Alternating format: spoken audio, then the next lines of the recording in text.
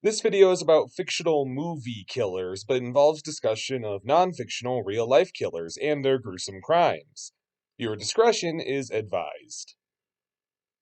Jack the Ripper is a name just about everyone knows, one of the most vile beings to walk the streets of England, having gone down in history for the heinousness of his crimes, and yet we know next to nothing about the true identity of this figure. I think no small part of the survival of Jack the Ripper in our historical zeitgeist is the anonymity that shrouds him, leaving no limit to the monstrosity that lies behind his actions in the minds of observers such as ourselves. The bewildering notion of a human being brought to such heinous actions leaves so little to put past him. He's every bit as wicked as you imagine him to be.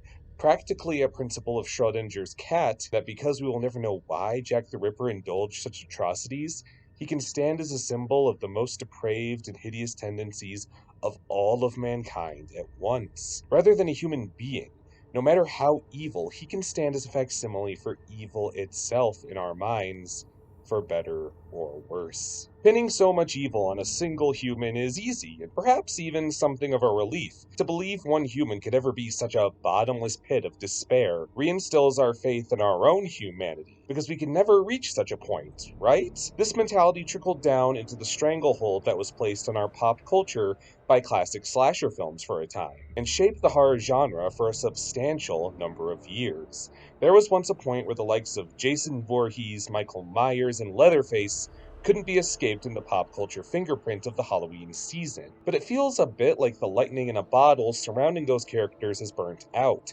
as attempts to recreate their magic, indirectly or otherwise, seem to fall flat.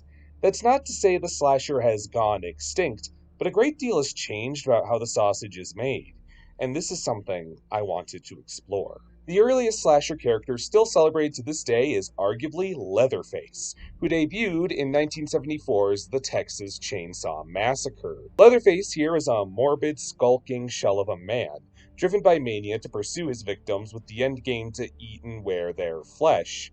Such a morbid MO sounds like it has to have been created for the screen, but the reality that inspired Leatherface debatably makes the character look downright tame. Meet Ed Gein, one of the most infamous killers of the 1950s. Gein made a proclivity of robbing graves as well as begetting his own fresh victims, and he used dead bodies to furnish his home. Accoutrements and decorum composed of flesh, bone, organs, you name it, all largely culminating in Gein's endeavor to revive his late mother by creating a suit of her flesh he could inhabit. This was such an outlandish and horrifying case that, as you can guess, it inspired a number of fictional characters and killers, notably famous villains in murder thrillers like Norman Bates and Buffalo Bill. But those characters were more satellite to stories that were about investigations around them, and the means taken by their detective pursuers. What distinguishes a slasher is the focus on the killer, their victims, and the bloodbath their collision begets, a house style distinguished early on by Texas Chainsaw Massacre. What's chief to Leatherface that sets him apart as a trendsetter is the sheer nastiness surrounding him. Everything about Leatherface, his brutality, his animal-like mannerisms, his hidden face, these are all idiosyncrasies that dehumanize him. They make him harder to relate to. Hidden beneath layers of decaying viscera and disturbing beastly habits, Leatherface is more monster than man. Toby Hooper even reportedly directed Gunnar Hansen, who played Leatherface, away from line delivery that strayed from anything too unintelligible. The character's animalistic enigma was key. He wasn't intended to be understood or sympathized with, only feared, and one can assume the cause for that was because the only example that the creators behind Texas Chainsaw had was the media coverage of the real Ed Gein, which only had interest in focusing on the gruesome. When newspapers took it upon themselves to cover the crimes of Gein, there was very clear intent to sell salacious issues rather than give fair detail to the perpetrator or their victims. It was clear Ed Gein's actions were monstrous, but it was unlikely you'd read about his upbringing, how his pious mother taught him that women were naturally promiscuous and treacherous, something that shines a great light on his largely female base of personal victims, who were lucky, in turn, to be described in articles on their grisly deaths outside of their names and ages. Instead of a cautionary narrative of how generational misogyny created a horrible tragedy, we got highly sensational coverage of blood and guts. Tales to astonish with macabre detail, the perfect basis for one of the biggest popcorn flicks in the 70s, which equally so does little to explore why the killers kill and is rather a thrill ride with tons of suspense and blood. And Texas Chainsaw plays this role excellently and feeds a cycle to create more sensational journalism to inspire more gory, bloody movies. I imagine the success of these corners of journalism is what resulted in the first major dormancy of the true crime genre. When I mention true crime, you probably imagine millennial podcast hosts in big glasses and vintage dresses, or overly dramatized TV shows, but long acting elder to those art forms was true crime text in the form of magazines. Magazines that published the process of solving crimes were hugely popular, but saw a massive dip in the 1970s. Right around when Texas Chainsaw Massacre was made. I imagine again, because rather than texts wholly devoted to the forensics and exploration of detectives and criminals, people wanted the quick and dirty headlines, the bone-chilling legends of what evil murderers did beyond the shadows, and the even easier to swallow dramatizations of films inspired by those events. On the coattails of Leatherface came Halloween, begetting the legendary killer Michael Myers and the Voorhees family of Friday the 13th fame. As the major trailblazers of the slasher subgenre, these characters share some rather notable traits. They all wear a mask of some kind and are to some degree nonverbal, and while I describe Michael and Jason as more robotic than the animal-like Leatherface, they are all still directed with a lack of humanity in mind, with their voices and eyes hidden to rob them of their advocacy. Jason has some backstory, but none of it is asserted by him, largely by other parties that speculate and project onto him. We still hardly have a clue what goes through his head. All of these characters share anonymity, no means to speak their own case or even really establish an identity beyond their killer persona. Picking apart small cues and limits these characters display is a huge part of the fun of them. Jason's fear of water, Leatherface's obsequiousness to his family, Michael's sheer limitless tenacity and lack of prejudice towards his victims. These characters are extremely scary and memorable for that reason, and they thrived in their heyday of the 70s and 80s because killers and criminals with no tangible identity was all too much a real and scary anxiety.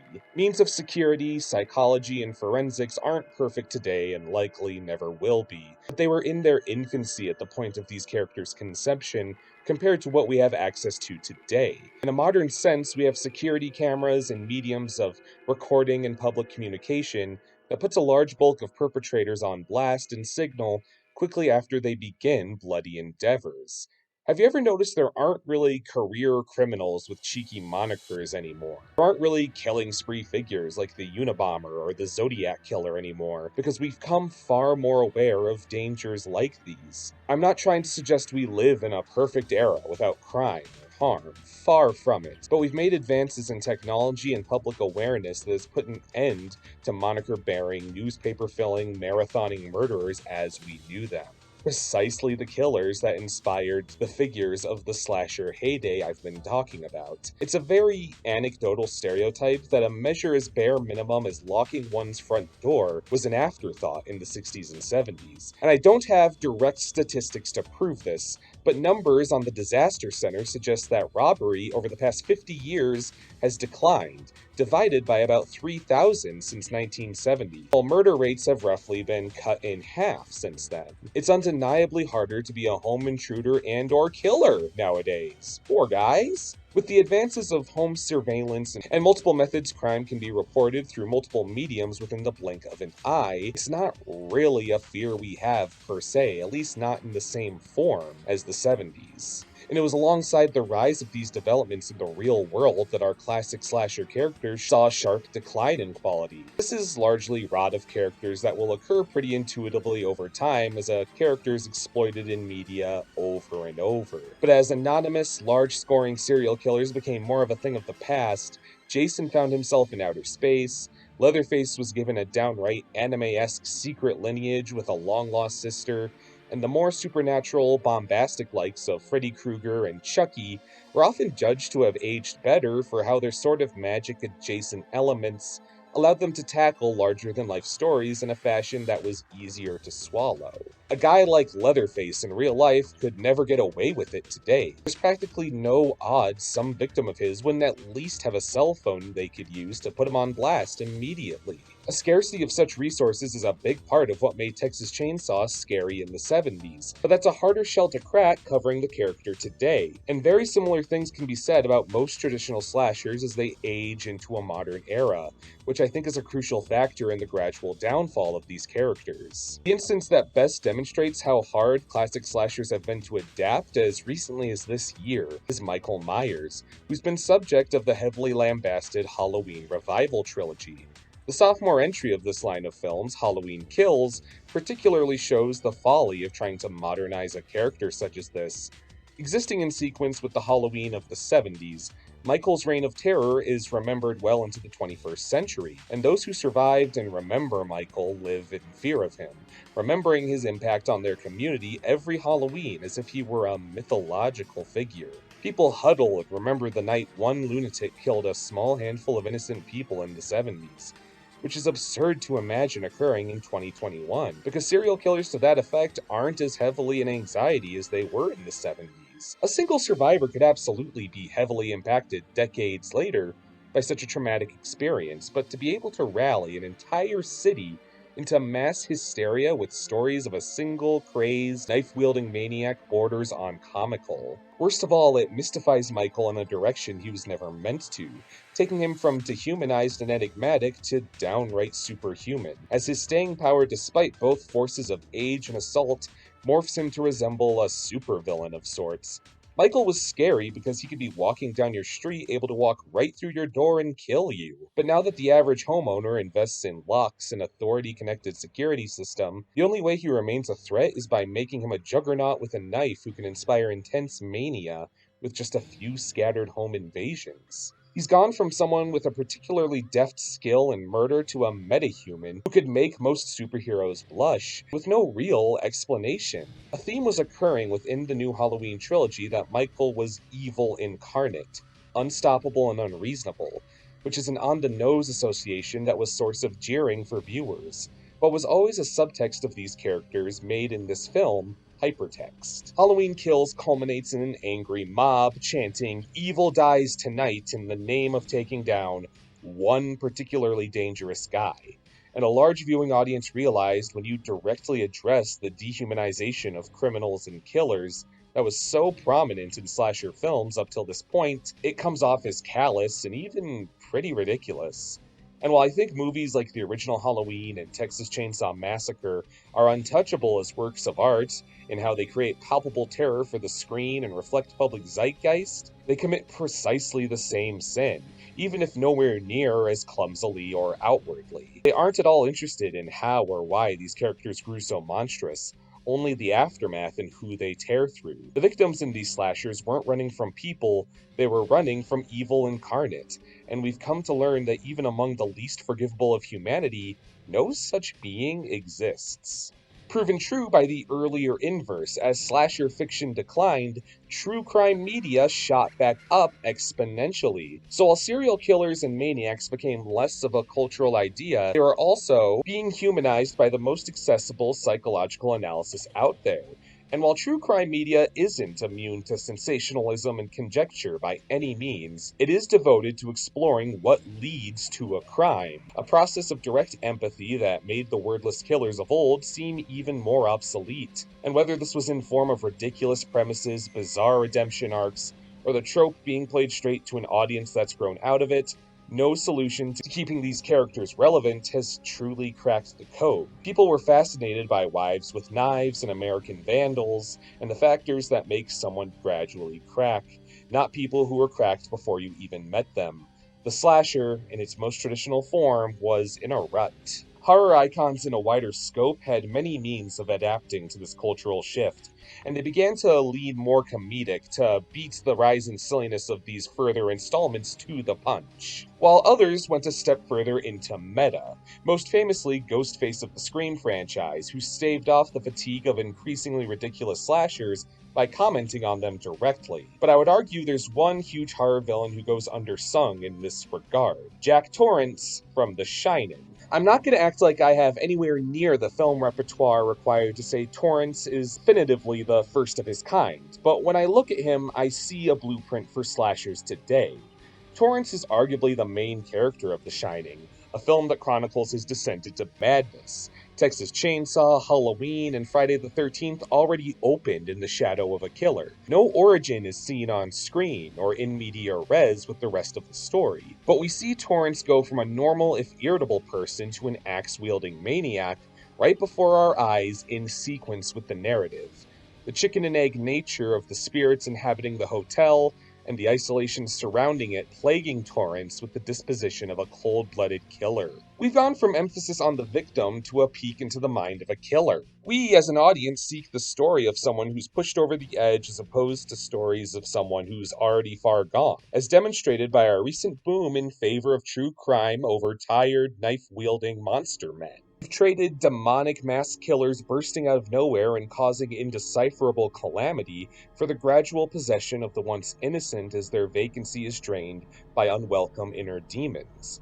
We've grown to an audience that takes joy in watching horrors largely by way of Jack Torrance, observing the sinister decline one takes into the depths of darkness. Take last year's adaptation of an old classic, Candyman, which occurs in the shadow of the original character of the first film, but gradually builds toward a legacy.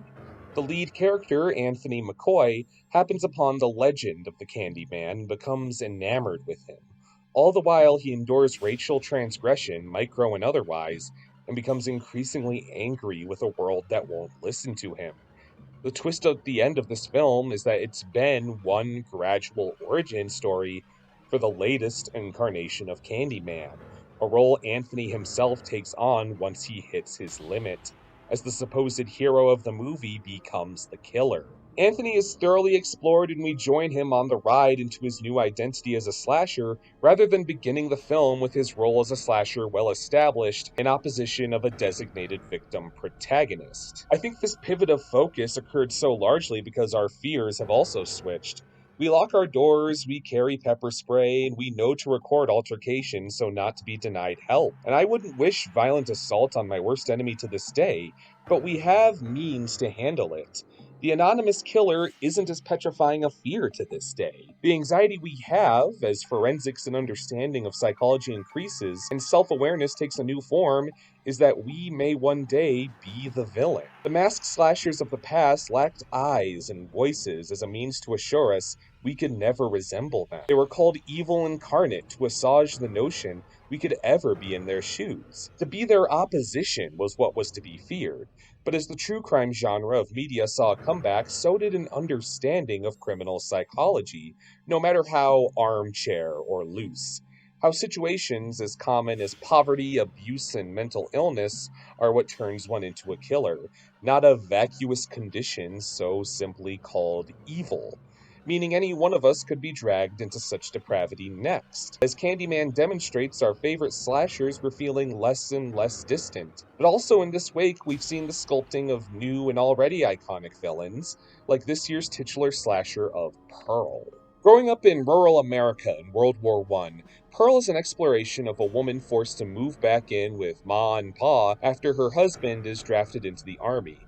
Between acting as a farmhand and caring for her sick father, all of Pearl's inclinations and wishes are stifled. Behind closed doors, Pearl dreams of being a star of stage, flights of fancy that are slapped down by her staunch mother. The more Pearl is repressed, the more her desperation and restrictions warp her psyche into that of a twisted murderer, as those she feels most shackled by learn the hard way. What I've omitted is that Pearl is in fact a prequel to a slasher film by the same director, the talented Ty West, X, which takes place in the 1970s and sees Pearl as a decrepit old hermit, taking lethal means alongside her husband to sate their violent urges years after the roots of their evil, as seen in Pearl. What's interesting about Pearl and X as two different texts is that they're a side-by-side of the two approaches to slashers I've discussed. X keeps the character mysterious and monstrous with very little suggestion of her background, like the self-contained old-style slashers of the Golden Age, while Pearl's origin story, in turn, stands well as an independent fixture and as a precursor to the events that follow in X, bestowing the same interpersonal dread that's bestowed by 2021's Candyman. Both feel like passably self-contained pieces of horror, but they can be connected in a fashion that's rather narratively gratifying. What's made Pearl one of my favorite horror villains in recent years is how she demonstrates this stark difference while also elegantly dancing in both ideals. This doesn't mean an origin needs to be a focal point of the entire film. Another recent favorite of mine, Last Night in Soho, takes a voyeuristic approach. Our main character, Eloise, is privy to visions of the past, and with her curiosities peaking about the seedy deceptions of her new loft in Soho, she observes the past to unpack the tension of those around her. She observes a lively showgirl named Sandy, her promising beginnings, and the nightmarish trials she endures. Sandy is put through abuse and exploitation that forces her to resort to murder. It's at this point our hero can't seem to bring herself to even blame Sandy for her crimes, which I think is the crux we all seek to be chilled by. By looking at Sandy's torment through her own eyes, Eloise experiences her origin story and is haunted by it in her own waking life. Walking a mile in a slasher's shoes, it's not a bottomless pit of sadism for no reason, but a miserable cry for help. Fitting well with the overall notion that modern slashers are all about making you see the world through their point of view, no matter how demented. Rather than having our humanity reaffirmed by the distance between us and our demons, it's near comforting to know other humans are driven to extremes. We're intrigued by the inching we take ever closer to the dark side and a safe setting to explore within like the silver screen. Jason, Michael, and Leatherface have legacies that'll never truly die. But just in the past couple years, a change in trend is beyond apparent. That the new pedigree of movie killers are those you can see some reflection of within yourself. After all, what better time than Halloween to consider how you'd look in a more macabre costume? Just be sure to bag candy and not bodies this year.